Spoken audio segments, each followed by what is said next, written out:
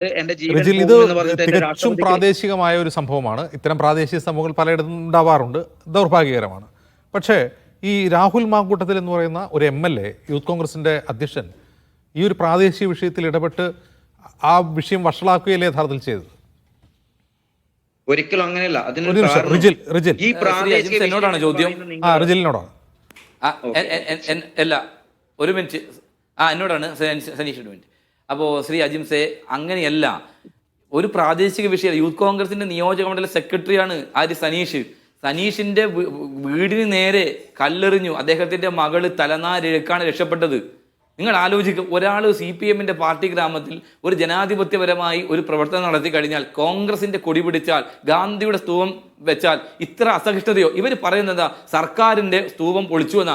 സർക്കാരിന്റെ സ്തൂപം നിങ്ങൾ പൊളിക്കാറില്ലേ? നിങ്ങൾ ഈ നാട്ടിൽ എത്ര KSRTC ബസ്സിന്റെ കല്ല് പൊളിച്ചിട്ടുണ്ട്? നിങ്ങൾ അന്ന് ഭരിക്കുന്ന ഉമ്മൻചാണ്ടി സാറിന്റെ എത്രയോ ഫ്ലക്സ് അടിച്ച് കയറിയിട്ടുണ്ട്. അത് സർക്കാരിന്റെ ഭാഗമല്ലേ? സർക്കാരിനെതിരെ സമരം ചെയ്യുമ്പോൾ അത്തരത്തിലുള്ള അക്രമങ്ങൾ ഉണ്ടായിട്ടില്ലേ? നിങ്ങളുടെ പാർട്ടി ഓഫീസിലെ ഏതെങ്കിലും കൊടിമരോ അല്ലെങ്കിൽ നിങ്ങളുടെ പാർട്ടി ഓഫീസിൽ വെച്ചിട്ടുള്ള ഏതെങ്കിലും ഒരു ബോർഡോ അല്ലല്ലോ. സർക്കാരിന്റെ ഭാഗമായിട്ടുള്ള ഒരു വിഷയത്തിനകത്ത് സ്വാഭാവികം സർക്കാരിനെതിരായി സമരം ചെയ്യുമ്പോൾ നിങ്ങൾക്ക് എന്താ ഇത്ര ചൂട്? നിങ്ങൾ ഇതുവരെ പൊളിച്ചിട്ടില്ലേ? നിങ്ങൾ എത്ര ഉമ്മൻചാണ്ടി സാറിന്റെ ഫ്ലക്സ് കീറിയിട്ടുണ്ട്? നിങ്ങൾ എത്ര കോൺഗ്രസ് സ്ഥാപനങ്ങൾ നശിപ്പിച്ചിട്ടുണ്ട്? നിങ്ങൾക്ക് അതാണ് ഇത്രയും വലിയ പ്രശ്നം. അതിന്റെ പേരിലാണോ ഗാന്ധി സ്തൂപം തകർക്കുന്നത്? അത് നിങ്ങൾക്ക് എവിടുത്തെ ന്യായ? ഈ പറയുന്ന ഈ അഫ്സൽ ഉൾപ്പെടെ എത്ര കൊടിമരങ്ങളും അതോടൊപ്പം തന്നെ ഇതുപോലുള്ള സർക്കാരിന്റെ സ്ഥാപനങ്ങളും തകർത്തതിന്റെ ഫോട്ടോ ഇവിടെ ഉണ്ട്. നിങ്ങൾ വലിയ മാന്യന്മാരാവുക. അതിന്റെ പേരിൽ ഒരു നാട്ടിനകത്ത് ഒരു മനുഷ്യന് ഇതുപോലെ തേജോപതം ചെയ്യുമ്പോൾ, ഇതുപോലെ ജീവിക്കാൻ അനുവദിക്കാണ്ടിരിക്കുമ്പോൾ, രാഹുൽ മാങ്കൂട്ടത്തിൽ യൂത്ത് കോൺഗ്രസ് സംസ്ഥാന പ്രസിഡന്റ് MLA മാത്രമല്ല, അദ്ദേഹം യൂത്ത് കോൺഗ്രസിന്റെ പ്രസിഡന്റ് ഇപ്പോഴും. അദ്ദേഹത്തിനെതിരെ ഇവർ പറയുന്നുണ്ട്, അദ്ദേഹത്തോട് ഇവർക്ക് ഏറ്റുമുട്ടിയാൽ ഇവർ മുട്ടിയ എട്ട് നില പൊട്ടുന്നറിയാം. രാഹുലിന്റെ വാക്കിനോ രാഹുൽ ആശയത്തോടോ നിങ്ങൾക്ക് ഒരു ചുക്കും ചെയ്യാൻ സാധിക്കില്ല. അതുകൊണ്ടാണ് നിങ്ങളുടെ ജില്ലാ സെക്രട്ടറി അദ്ദേഹത്തെ വ്യക്തിപരമായി ആക്ഷേപിച്ചത്. ആ രാഹുലിനെ പാലക്കാടിന്റെ മണ്ണിൽ BJP ആയി ചേർന്ന് CJP ആക്കി ഒന്നിച്ച് പൊട്ടിക്കാൻ ഇറങ്ങിയവരാ നിങ്ങളും BJP-ക്കാരും. എന്നിട്ട് 18,000 വോട്ടിനാണ് പാലക്കാട് ജയിച്ചത്. അല്ലാണ്ട് KK രാഗേഷിനെ പോലെ പാർട്ടി ഗ്രാമത്തിൽ വന്ന് K സുധാകരനോട് ഏറ്റുമുട്ടി പാർട്ടിയുടെ ഈ പാർട്ടി ഗ്രാമത്തിൽ 8 നില പൊട്ടിയതല്ല രാഹുൽ മാങ്കൂട്ടത്തിൽ.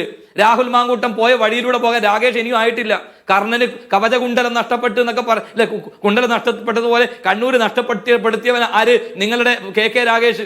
അതുപോലെ നിങ്ങൾ രാഹുലിനൊക്കെ വെല്ലുവിളിക്കുന്നു. ആ വെല്ലുവിളിക്ക് കുറച്ച് തരത്തിൽ വെല്ലുവിളിക്കണം. ബോംബുണ്ടാവും നിങ്ങളെടുത്ത്. കർണൻ, കവചകുണ്ടലം തുടങ്ങിയ വിശേഷങ്ങൾ അദ്ദേഹത്തിന് കിട്ടിയത് കൂടി കോൺഗ്രസിനുണ്ടോ? എല്ലാ അജിംസെ, കണ്ണൂരിലെ പിണറായി വിജയന്റെയും ഇവരുടെ സർവ്വ നേതാക്കന്മാരുടെ തട്ടകത്തിൽ കെ സുധാകരൻ വലിയ വോട്ടിന് പരാജയപ്പെടുത്തി മൂലക്കിരുത്തിയ രാഗേഷ്, ഇവിടെ P ജയരാജനും അതോടെ വലിയ കോടിയേരി ബാലകൃഷ്ണൻ ഉൾപ്പെടെ ഇവരെ പിണറായി വിജയൻ ഉൾപ്പെടെ കണ്ണൂർ ജില്ലാ സെക്രട്ടറിയായി ഇവിടെ ഭരിച്ചിട്ട് ഇവിടെ ഇപ്പോഴും MP കെ സുധാകരനാ. ഞങ്ങൾക്ക് എന്നിട്ട് രാഗേഷിന് എന്ത് ഭയം? ഞങ്ങൾ അങ്ങനെ ഒരാളെ